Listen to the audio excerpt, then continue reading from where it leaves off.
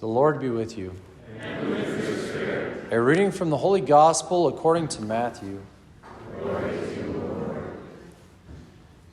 Jesus proposed another parable to the crowd, saying, "The kingdom of heaven may be likened to a man who sowed good seed in the field. While everyone was asleep, his enemy came and sowed weeds all through the wheat, and then went off. When the crop grew and bore fruit, the weeds appeared as well. The slaves of the housekeeper told him and said, 'Master, did you not sow good seed in your field? Where have the weeds come from?'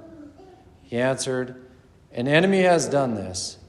His slaves said to him, 'Do you want us to go and pull them up?' He replied, 'No, if you pull up the weeds, you might uproot the wheat along with them. Let them grow together until harvest.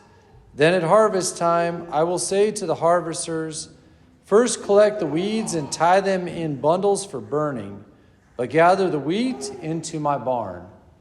The Gospel of the Lord. Praise to you, Lord Jesus Christ.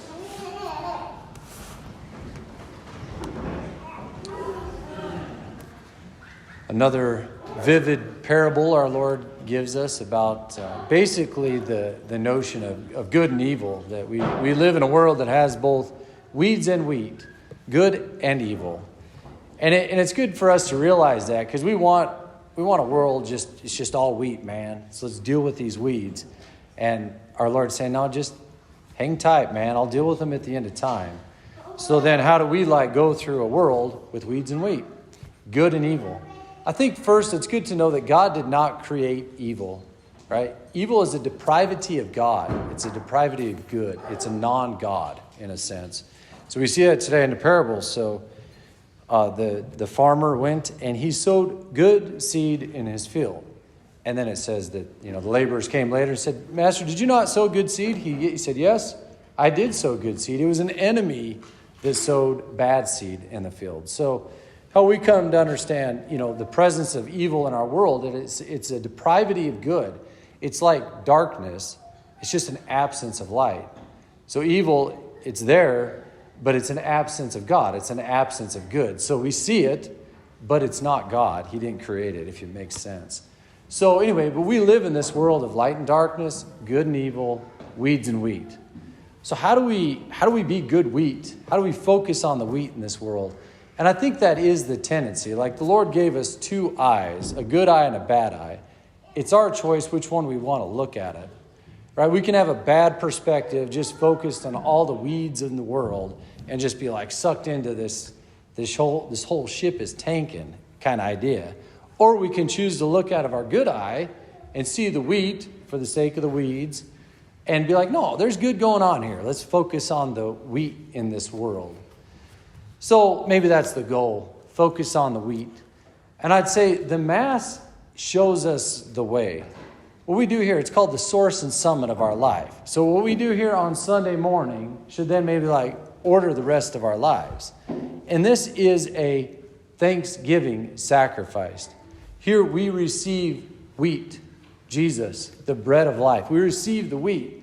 Now we take this perspective and go back through life, and we're able to see the good, see the wheat. All right, and so it's the key is it's a thanksgiving sacrifice. The more we choose to be grateful, have an attitude of gratitude, the more we're able to just see the wheat for the sake of the weeds, if you know what I'm saying. And then that strengthens us to be hardy wheat in the world. And that hardy wheat chokes out the weeds. It just makes the evil die because it chokes them out in a sense. I mean, it's one little analogy. But really, in the end, that's the best we can do. Is just be the best wheat I can be. And have that perspective of I'm going to grow and be strong, and I'm going to choke the evil out in this world. It does it. But I think the first key is just, realize we live in a world that's got good and evil, man. Just the way it is this side of heaven. In heaven, there's no weeds, no more cheatgrass, all right? So then we can just rejoice and be happy. Now, we got to work at it. We got to choose to be wheat in a world that's got good and evil, weeds and wheat. And I would just say the Mass has got it for us. We take this focus of receiving the wheat, who's God, Jesus, who feeds us, nourishes us, in thanksgiving, we go out there and we can continue to see it. But that's a choice. All right, this world has just put it right in front of us, all the evil. You got to choose to not focus on the weeds, choose to focus on the wheat, and gratitude is the best way to do that. It opens us up to an authentic encounter with God. So anyway, it's our choice.